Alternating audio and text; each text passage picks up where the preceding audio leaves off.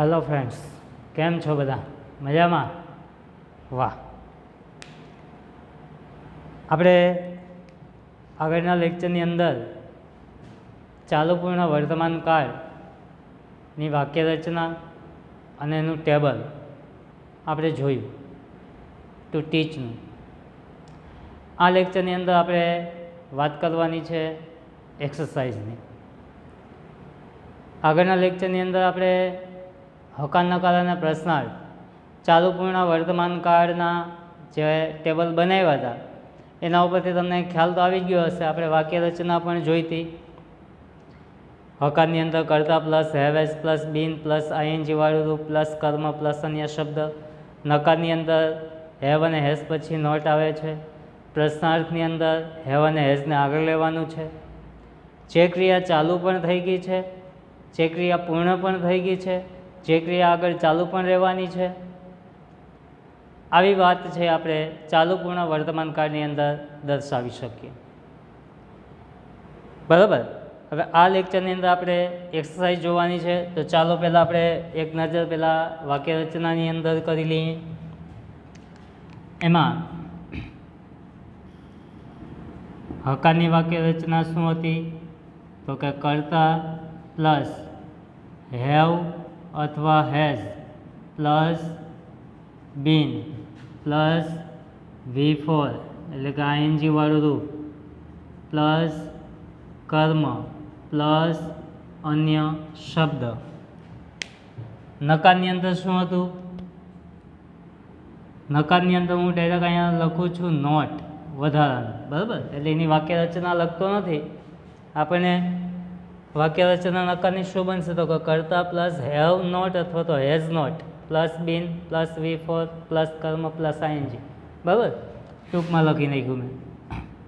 પ્રશ્નાર્થની આપણે લખીએ તો એમાં શું આવશે? તો કે હેવ અને હેઝ જે સહાયકારક ક્રિયાપદ છે એને આપણે આગળ લેવા પડશે અને આ કર્તા છે ને આપણે અહીંયા લઈ જશું.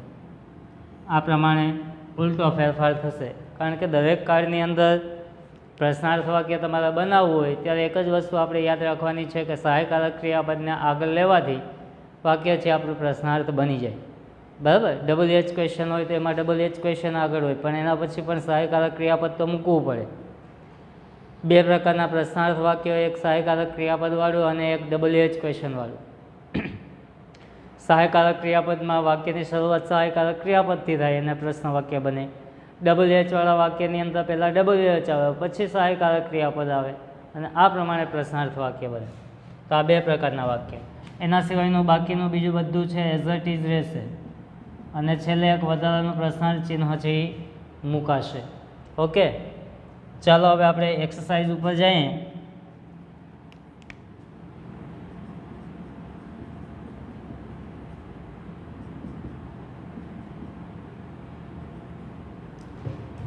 હવે એક્સરસાઇઝની અંદર સીધા આપણે વાક્ય બનાવવાના છે. બરાબર, પહેલું વાક્ય આપણે લઈએ. પહેલાં તો fill in the blanks with the present perfect continuous tense verb forms. સૂચના એ લખતો નથી. બરાબર, ઉપર આપણે કાળ આપેલો જ છે કે ચાલુ પૂર્ણ વર્તમાન કાળના ક્રિયાપદ વડે ખાલી જગ્યા પૂરો.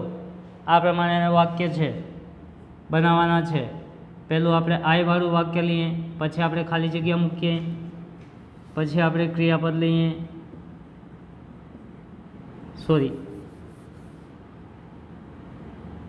ઇંગ્લિશ કાઉન્સમાં માની લો કે આપેલું હોય ટુ ટીચ.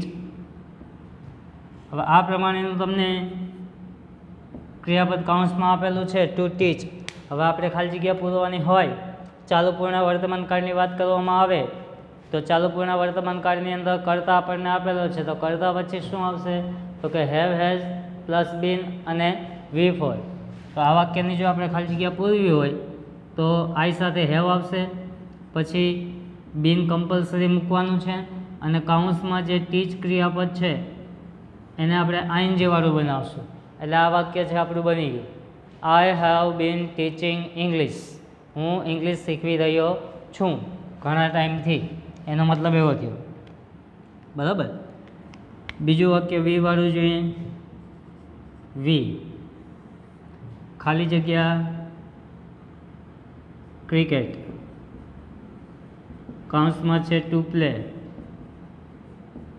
આ વાક્યનો આપણે ખાલી જગ્યા પૂરવી હોય તો શું કરશું? વીની સાથે શું આવશે? તો કે હેવ બીન કમ્પલસરી મૂકવાનું છે, અને કૌંસમાં જે પ્લે ક્રિયાપદ છે એને આઈએનજી વાળું આપણે બનાવવાનું છે, વી ફોર કરવાનું છે. તો આ પ્રમાણે વાક્ય બન્યું, વી હેવ બીન પ્લેઇંગ ક્રિકેટ. અમે ક્રિકેટ રમી રહ્યા છે, ચાલુ છે રમવાનું, આગળ રમતા હતા. એના પછીનું વાક્ય ત્રીજું, આઈ વી, પછી યુ વાળું વાક્ય જોઈએ આપણે. યુ ખાલી જગ્યા મિલ્ક, કૌંસમાં છે ટુ ડ્રિંક. બરાબર. આની ખાલી જગ્યા પૂરવી હોય તો યુની સાથે શું આવશે? તો કે હેવ બીન કમ્પલસરી આપણે મૂકવાનું છે, ડ્રિંક ક્રિયાપદ છે અને આઈએનજી વાળું આપણે બનાવવાનું છે, વી ફોર એનું કરવાનું છે. You have been drinking milk, તમે દૂધ પી રહ્યા છો, આગળ પીતા હતા, અત્યારે પીવું છો, આગળ પીવાના છો. એના પછીનું વાક્ય ચોથું, હી વાળું જોઈએ. હી ખાલી જગ્યા ઇન ગોવા, કૌંસમાં છે ટુ લીવ ક્રિયાપદ, લીવ એટલે રહેવું. બરાબર. અહીંયા આવશે હેઝ, કારણ કે હી આવ્યું એટલે હેઝ મૂકવું પડશે. લિવિંગમાં છેલ્લે ઈ છે, ઈ નીકળી જશે અને આઈએનજી લાગશે. આઈએનજી વાળા નિયમ લગાડતા ત્યારે એક ઈ વાળો નિયમ, એક વ્યંજન સ્વર વ્યંજન વાળો નિયમ, કે જેની અંદર શું કરવાનું હોય? ડબલ કરીને આઈએનજી લગાડવાનું હોય. તે ગોવામાં રહી રહ્યો છે એટલે પહેલાંય રહેતો તો અત્યારે રહી છે, આગળ રહેવાનો છે. સી વાળું વાક્ય જોઈએ. સી ખાલી જગ્યા ક્લોથ્સ, કૌંસમાં આપીએ ટુ વોશ. બરાબર. સી છે તો શું મૂકશું આપણે? સીની સાથે હેઝ બીન કમ્પલસરી, અને વોશ ક્રિયાપદ છે એનું આપણે આઈએનજી વાળું રૂપ મૂકશું, washing. She has been washing clothes, તેણી કપડાં ધોઈ રહી છે. એના પછીનું છઠ્ઠું વાક્ય આપણે જોઈએ. પહેલાં આપણે અફર્મેટિવ હકાર વાક્ય જ જોઈએ છો, હકાર વાક્ય, પછી નેગેટિવ ને પછી ઇન્ટ્રોગેટિવ. ઈટ વાળું વાક્ય જોઈએ આપણે. ઈટ ખાલી જગ્યા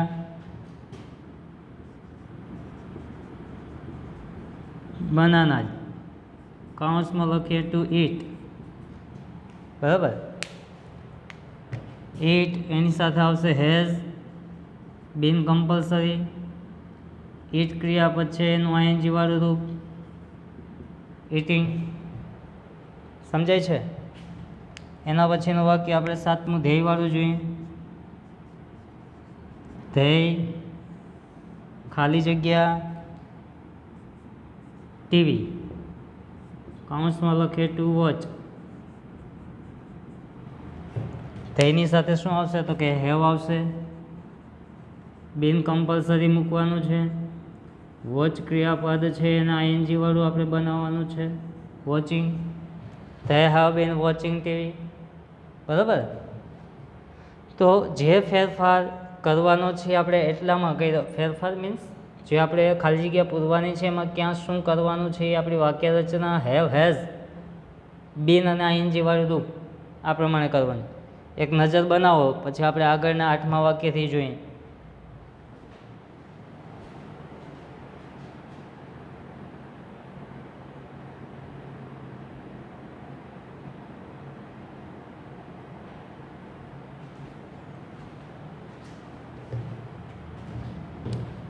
ઓકે.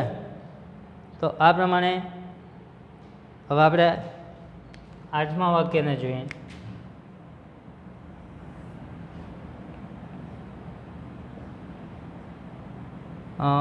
સર્વનામના બધા આવી ગયા. આપણે નામથી શરૂઆત કરીએ.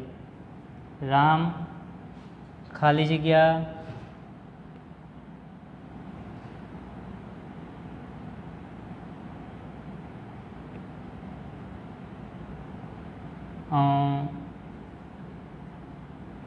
બિઝનેસ. To start. બરાબર. વાક્ય આવું છે, રામ ખાલી જગ્યા બિઝનેસ.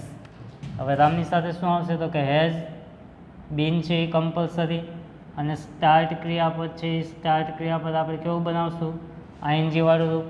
જગ્યા ઓછી હતી એટલે થોડું કાંઈ ભેગું થઈ ગયું છે, તો આપણે આઈએનજી વાળું રૂપ છે, આઈએનજી છે આ. બરાબર, સ્ટાર્ટિંગ. એના પછીનું રામ પછી 9મું વાક્ય સ્ત્રી જાતિનું લઈએ. કાવ્યા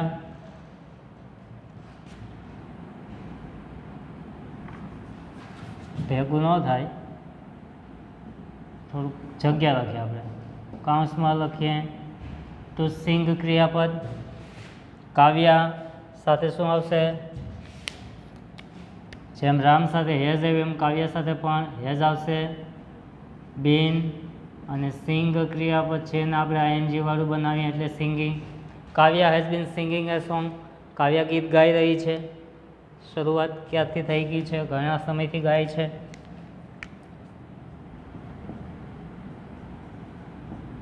ધ ક્રો નાન્યતા જાતિવાળું વાક્ય લઈએ.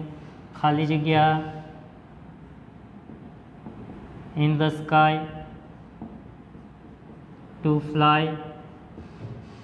બરાબર, to fly FLY. The crow ખાલી જગ્યા ઇન ધ સ્કાય. ક્રો કાગડો છે તો હેઝ બીન અને ફ્લાય ક્રિયા પછી આઈએનજી વાળું flying. The crow has been flying in the sky. કાગડો આકાશમાં ઉડી રહ્યો છે ઘણા સમયથી. એના પછીનું વાક્ય 11મું બહુવચનવાળું જોઈએ આપણે. રામ એન્ડ કાવ્યા ખાલી જગ્યા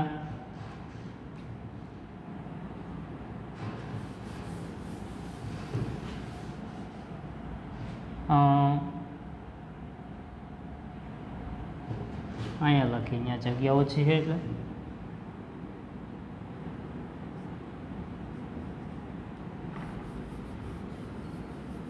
રામ એન્ડ કાવ્યા ક્રિયાપદ એક નવું વિચારીએ આપણે. જો રાખશું, ચાલો પિક્ચર્સ કૌંસમાં લખીએ ટુ ડ્રો. બરાબર, અડધું વાક્ય ઉપર ને અડધું નીચે જો. ચાલો, રામ એન્ડ કાવ્યા બહુવચન છે એટલે આપણે શું મૂકશું તો કે હેવ. એની સાથે ક્રિયાપદ બિન કમ્પલસરી, અને ક્રિયાપદ કયું મૂકવાનું છે તો કે આઈએનજી વાળું. તો આ ડ્રો ક્રિયાપદ છે એને આઈએનજી વાળું બનાવી દો. V4 કરી નાખો. Ram and Kavya have been drawing pictures. ઘણા સમયથી બનાવી રહ્યા છે. એના પછી 12મું વાક્ય સ્ત્રી જાતિવાળું લઈએ. કાવ્યા એન્ડ કવિતા, બે સ્ત્રી જાતિના નામ લઈ લઈએ. કાવ્યા એન્ડ કવિતા ખાલી જગ્યા એ ન્યૂ બંગલો. કાવ્યા એન્ડ કવિતા કૌંસમાં લખીએ ટુ બિલ્ડ. ટુ બિલ્ડ એટલે બાંધવું. બરાબર, કાવ્યા એન્ડ કવિતા ખાલી જગ્યા એ ન્યૂ બંગલો. તો બહુવચન છે એટલે શું આવશે તો કે હેવ. બીન છે એ કમ્પલસરી છે, અને બિલ્ડનું આઈએનજી વાળું રૂપ થશે બિલ્ડિંગ. કાવ્યાના કવિતા એક નવો બંગલો બાંધી રહી છે, એટલે કે કામ ચાલુ થઈ ગયું છે. અડધું કામ પૂર્ણ થઈ ગયું છે, અત્યારે કામ ચાલુ છે, હજી આગળ બનશે જ એ બંગલો. 13મું વાક્ય અને છેલ્લું વાક્ય ધ ક્રો એન્ડ સ્પેરો ખાલી જગ્યા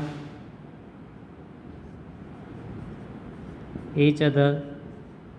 બરાબર, કૌંસમાં લખીએ to talk. The crow and sparrow બહુવચન છે એટલે હેવ આવશે. બિન કમ્પલસરી મૂકવાનું જ છે. ટોક ક્રિયાપદ છે એનું શું થશે તો કે talking. The crow and sparrow have been talking each other. કાગડો અને ચકલી એકબીજાની સાથે વાતો કરી રહ્યા છે, કોઈ જગ્યાએ બેઠા છે, વાતો એણે શરૂ કરી હતી, આપણે ગયા ત્યારે એની પહેલાંની વાતો પૂર્ણ થઈ ગઈ, એ પછી હજી એની વાતો ચાલુ જ હતી, હજી આગળ એ વાતો કરવાના જ છે. તો આવી દરેક બાબત છે એ આપણે આ પ્રમાણે બતાવી શકીએ. એક વખત 13 વાક્યની અંદર તમારે નજર કરી લેવાની છે, પછી આ જ વાક્યને આપણે નેગેટિવની અંદર ફેરવવાના છે. ખાલી માત્ર એક નોટ મૂકવાનું છે, બરાબર? ક્યાં મૂકવાનું છે એ તમને ખબર છે, છતાં પણ આપણે એને જોઈ લેશું. ચાલો જોઈ લેવો જોઈએ.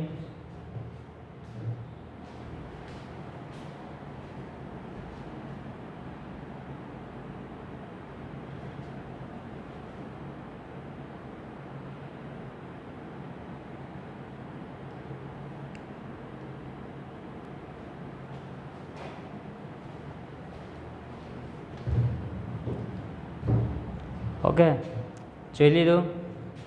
ક્યાં હેવ આવે છે, ક્યાં હેઝ આવે છે, બરાબર? ક્યાં હેઝ ક્યાં ક્યાં આવે છે હવે તમે જોઈ લીધું. હવે આ જ વાક્યને આપણે નકાર કરવા હોય તો શું કરશું આપણે? ખબર છે ને શું કરવાનું છે? હા, આપણને ખબર છે, બરાબર? શું કરશું? યસ, નોટ લગાડશું. ક્યાં લગાડશું? સહાયકારક ક્રિયાપદ પછી. શું છે આમાં સહાયકારક ક્રિયાપદ? હા, હેવ અને હેઝ. ઓકે, તો આપણું કામ પૂરું. હેવ અને હેઝ જ્યાં દેખાય છે એના પછી તમારે નોટ મૂકવાનું. ચલો પહેલેથી જોઈએ. 13 વાક્ય છે ને, ચાલો પહેલેથી. આઈ હેવ બીન ટીચિંગ ઇંગ્લિશ, બરાબર? આ વાક્યનો આપણે નકાર કરવું હોય તો આપણે શું શીખ્યા? તો કે ભાઈ જે સહાયકારક ક્રિયાપદ છે ને એના પછી નોટ મૂકવાનું છે. તો આમાં હેવ સહાયકારક ક્રિયાપદ છે, ટુ હેવનું રૂપમાં હેવ અને હેઝ. તો હેઝ પછી આપણે નોટ મૂકી દઈશું ને એટલે એ આપણું વાક્ય કેવું થઈ જશે? અફર્મેટિવમાંથી નેગેટિવ થઈ જશે, બરાબર? હવે આપણે નેગેટિવ બનાવીએ, નકાર. તો આ થઈ ગયું વાક્ય નકાર. I have not been teaching English, બરાબર? એ જ પ્રમાણે we have been playing cricket. શું કરશું આપણે? નોટ મૂકી દઈશું સહાયકારક ક્રિયાપદ પછી. શું કરી દઈશું આપણે? નોટ મૂકી દઈશું. આ વાક્ય we have not been playing cricket, you have not been drinking milk, he has not been living in Goa. તમે ગોવામાં રહી રહ્યા નથી. She has not been washing clothes. તેણી કપડાં ધોઈ રહી નથી. It has not been eating bananas. તે કેળા ખાઈ રહ્યું નથી. They have not been watching TV. તેઓ ટીવી જોઈ રહ્યા નથી. છે ને જી? ખાલી એક નોટ વધારાનું મૂક્યું. ચાલો આ બાજુ આવી જાઓ. Ram has not been starting business. Ram business શરૂ કરી રહ્યો નથી. Kavya has not been singing a song. Kavya ગીત ગાઈ રહી નથી. The crow has not flying in the sky. કાગડો આકાશમાં ઉડી રહ્યો નથી. Ram and Kavya have not been drawing pictures.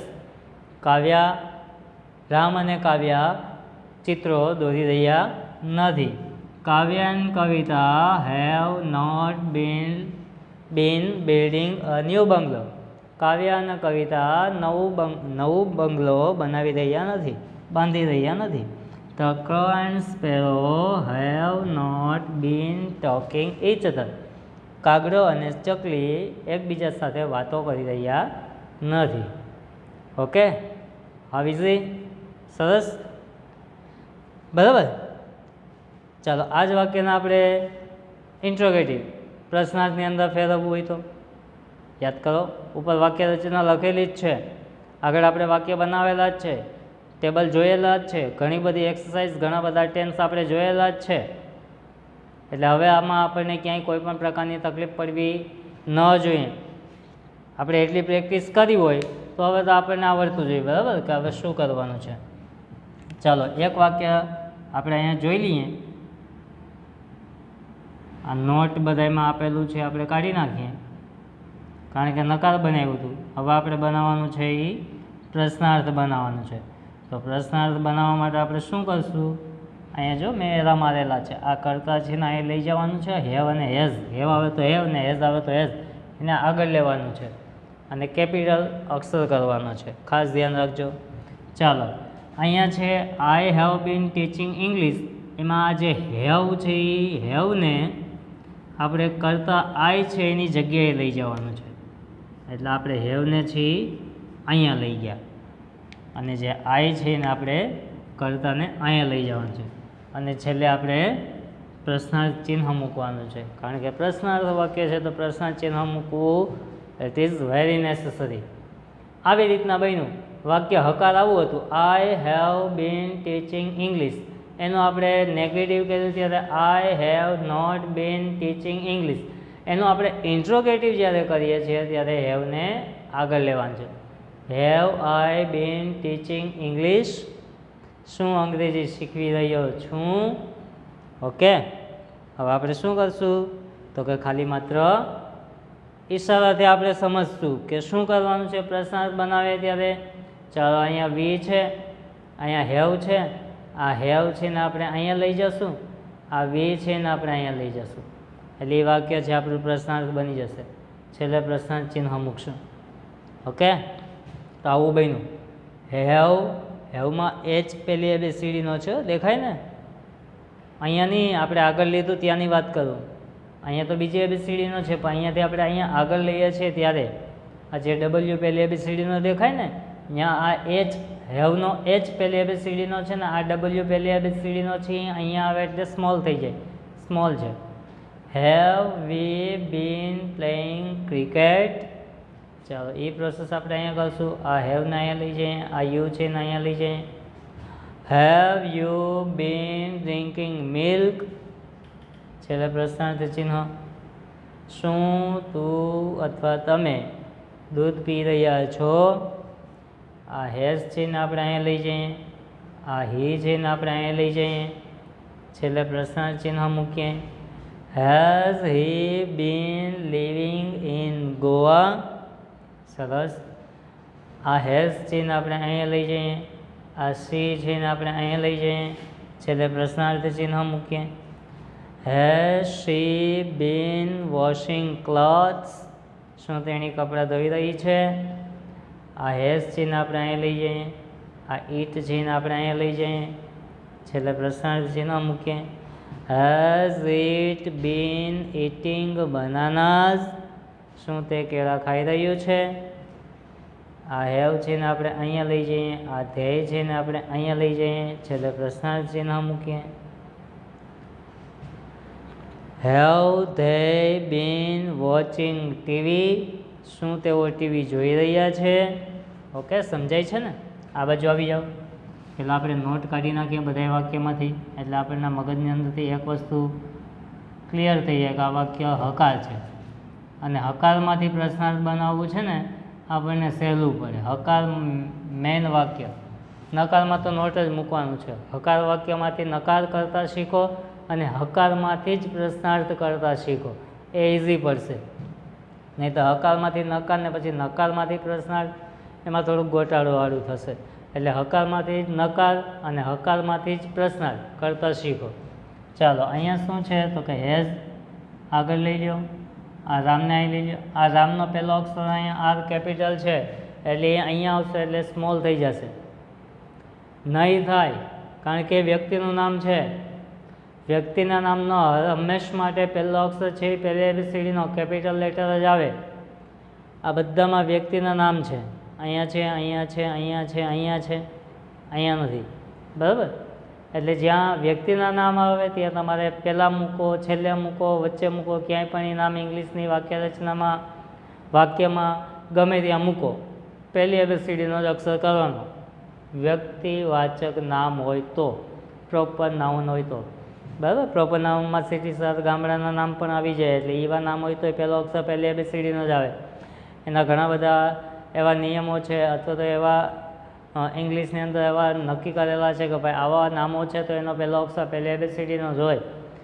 વિષયના નામ હોય, વારના નામ હોય, મહિનાના નામ હોય, પછી કોઈ મોટી બિલ્ડિંગોના નામ હોય, સિટી શહેરના નામ હોય, આપણા પવિત્ર ગ્રંથોના નામ હોય, દિશાના નામ હોય, પવિત્ર ગ્રંથોના નામ હોય, મોટા જહાજોના નામ હોય, મોટી ટ્રેનોના નામ હોય, પર્વતોના નામ હોય, નદીના નામ હોય, અમુક મોટા જંગલોના નામ હોય, દરિયાના સમુદ્ર તળાવોના નામ હોય. આવી જે અમુક બાબતો છે કે જેના પહેલા અક્ષર છે પહેલી ABCDનો જ આવે. ગંગા નદી છે તો એનો જી છે એ પહેલી ABCDનો જ આવે. તો હિમાલય પર્વત છે તેનો પહેલો H છે એ કેપિટલ જ આવે. તો રામાયણમાં રામાયણ છે આપણો પવિત્ર ગ્રંથ છે તેનો R પહેલી ABCDનો જ આવે. Hindi, Gujarati, Sanskrit, psychology, social science, physics, geography, it is a subject. એનો પહેલો અક્ષર પહેલી ABCDનો જ આવે. Sunday, Monday, January, February, it is a name of day and month.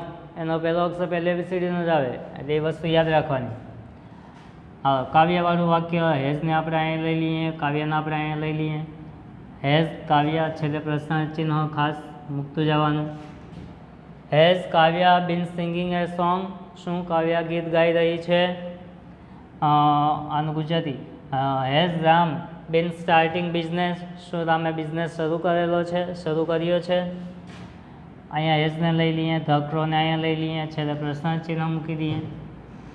Has the crow been flying in the sky, શું કાગડો આકાશમાં ઉડી રહ્યો છે? આ હેવને અહીંયા લઈ લઈએ, રામ અને કાવ્યને અહીંયા લઈ લઈએ, છેલ્લે પ્રશ્નાર્થ ચિહ્ન મૂકીએ. Ram and Kavya been drawing pictures, શું રામ અને કાવ્યા ચિત્ર દોરી રહ્યા છે? આ હેવને અહીંયા લઈ લઈએ, આ કાવ્ય અને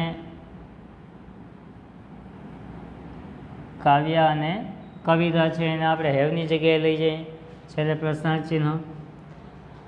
have Kavya and Kavita been building a new bungalow, શું કાવ્ય અને કવિતા નવો બંગલો બાંધી રહી છે?